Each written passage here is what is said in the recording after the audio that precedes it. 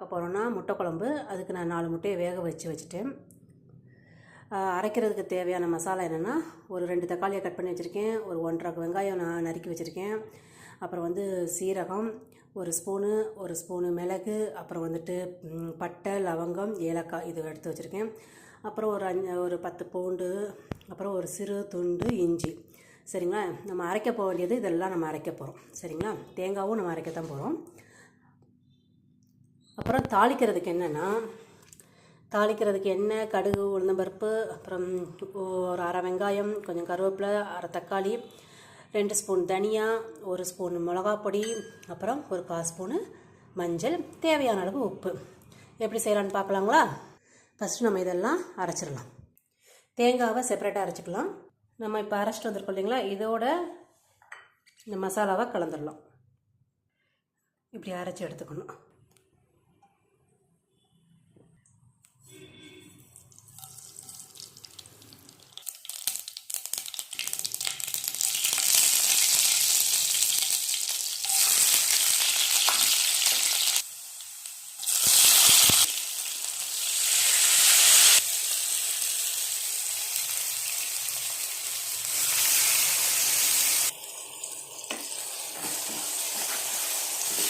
நல்லா வதங்கணும்.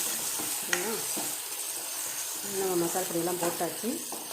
நல்லா வதங்கி வரவும் கொஞ்சம் தேவையான அளவு தண்ணி ஊற்றி ஒரு கொதி வரவும் முட்டையை 4னா 2 உடையக்கூடாது. அது மேலே 4 கோடு மாதிரி கத்தியை வச்சு நம்ம ஸ்லைஸ் பண்ணி இதில் ஆட் பண்ணி வேண்டியது. முட்டை மசாலா ரெடி. நல்லா கொதி வந்துடுச்சு. முட்டையை நம்ம இப்படி கிரிக்கணும். சரிங்களா? இப்படி போட்டுடலாம்.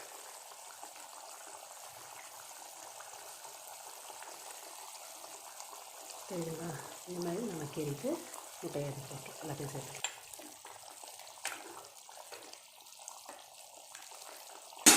மசாலா வடையெல்லாம் போயிடுச்சு. இல்லைன்னா தேங்காய் ஊற்றுனதுக்கப்புறம் நல்லா ஒரு கொதி, சலசலான்னு ஒரு கொதி வந்து அதுக்கப்புறம் எல்லாம் டேஸ்ட் பார்த்துக்கோங்க, கரெக்டாக இருக்குதான்ட்டு. உப்பு, காரம் எப்படி தேவையோ அந்த மாதிரி இருக்குதா அப்படிங்கிறத பார்த்துட்டு அதுக்கு அட்ஜஸ்ட் பண்ணி கூட நீங்கள் இது பண்ணிக்கலாம். எங்கள் வீட்டுக்கு இது போதுமான அளவு.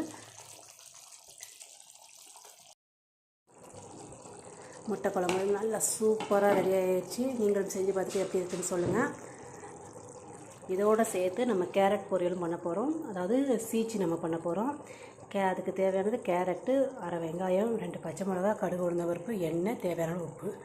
இவ்வளோ தான். சரிங்களா? பார்க்கலாம் எப்படின்னு.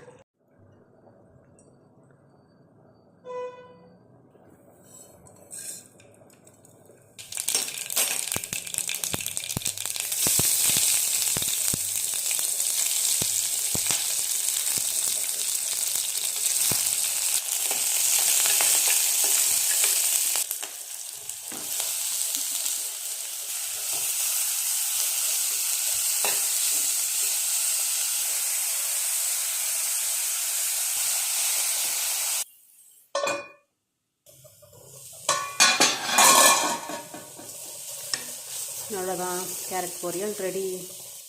நீங்கள் இந்த வீடியோ பிடிச்சிருந்தா லைக், ஷேர், சப்ஸ்கிரைப் பண்ணுங்கள். மறக்காமல் என் சேனலை